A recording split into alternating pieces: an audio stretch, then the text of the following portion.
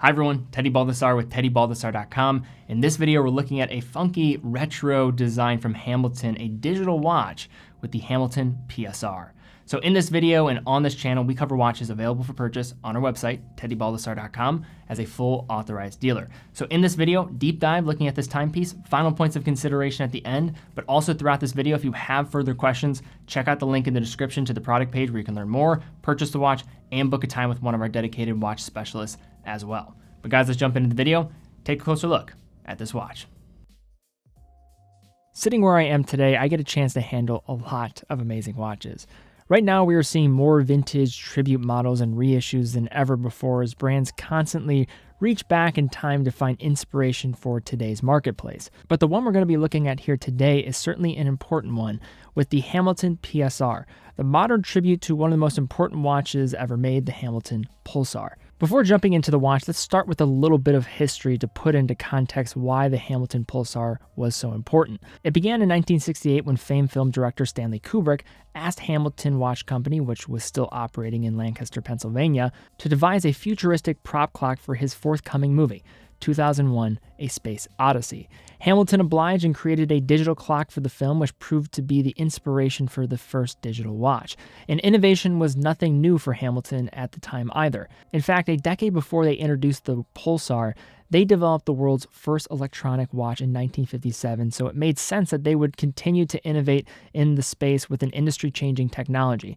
By April 1972, the first commercially available Pulsar hit the shelves with a special gold edition that sold for an eye-popping $2,100, a number that translates to more than $13,500 in today's money. Shortly afterwards, a much less expensive steel variant was launched, and it too was a hit. The Pulsar became a major success for Hamilton and quickly transcended the industry and crossed over to the mainstream pop culture.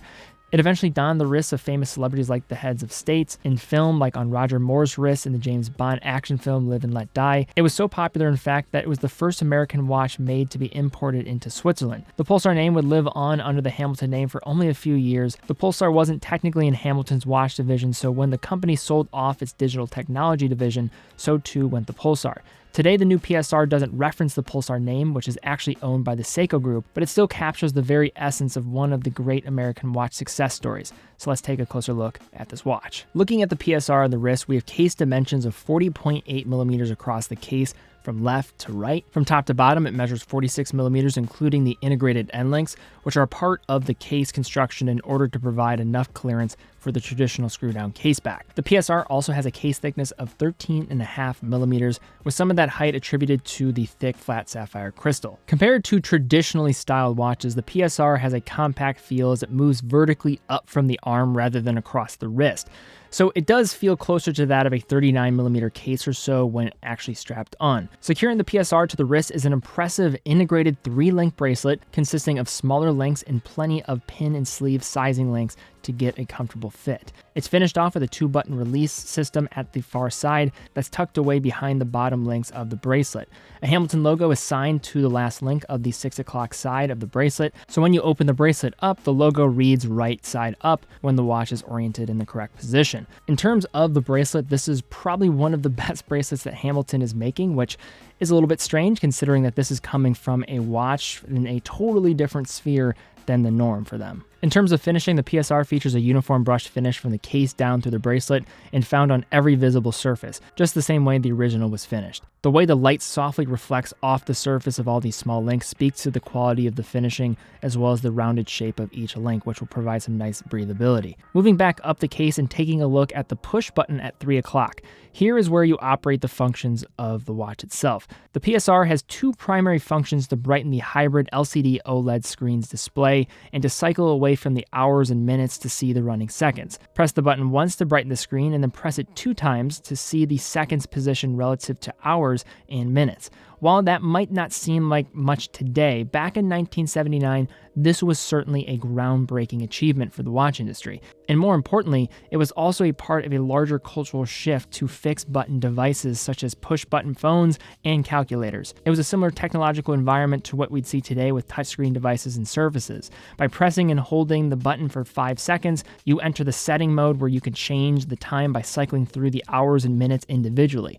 One other important detail of the case is the logo engraved in the bottom left corner. On the original Pulsar, the Hamilton name was not displayed anywhere, even though Hamilton owned the Pulsar brand, with one exception, and that was with the first Pulsar prototype. The Pulsar brand is now owned by the Seiko Group, so we shouldn't expect to see that name on the case anywhere, but I do like they went with the vintage Hamilton logo in this application, which was very similar to the one inscribed on the original prototype. So let's transition to the star of the show, that LCD OLED screen, which is protected by an AR-coated sapphire crystal. It's a 19mm by 24mm area, so it's not particularly large, but it doesn't have to be, as the design displayed time fits so comfortably within the space. In normal conditions, the digital time readout is intentionally darkened and can be brightened temporarily by pressing the case button once.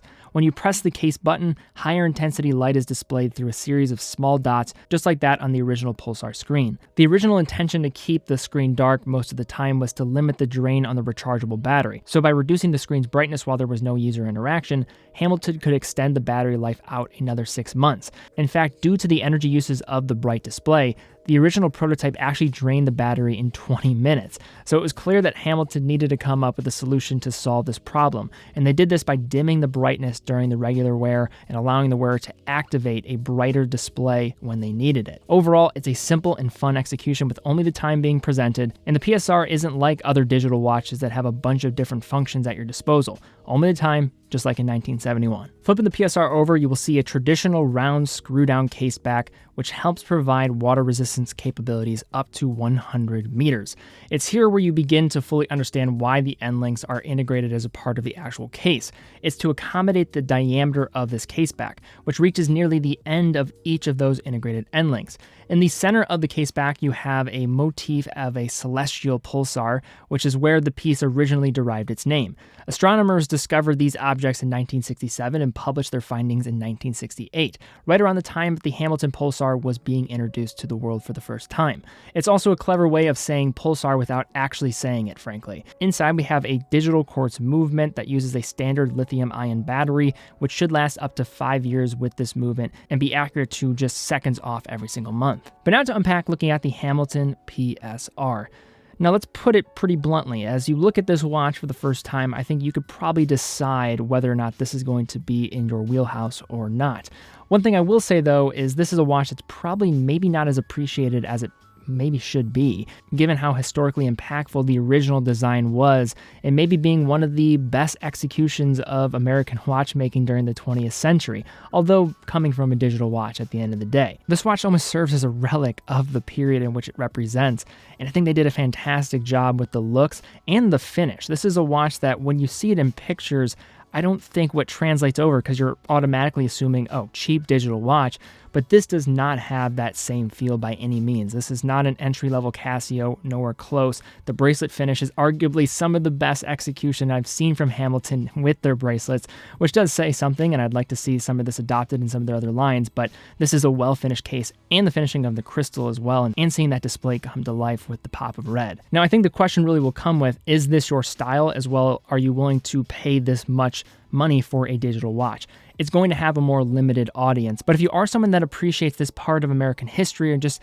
general history, maybe you're a fan of cinema and looking at Stanley Kubrick's 2001: A Space Odyssey, and you want something to look fondly at on your wrist, this is something that will either pull at some nostalgia for you or just maybe remind you of a simpler time. And I think that's part of the reason why some people have intrigue in watches at the end of the day. So you just have to determine what side of the fence you're on in that regard. But overall, for a watch for what it's going for, I think Hamilton did a very nice job with finishing this piece and delivering a package that's true to the original.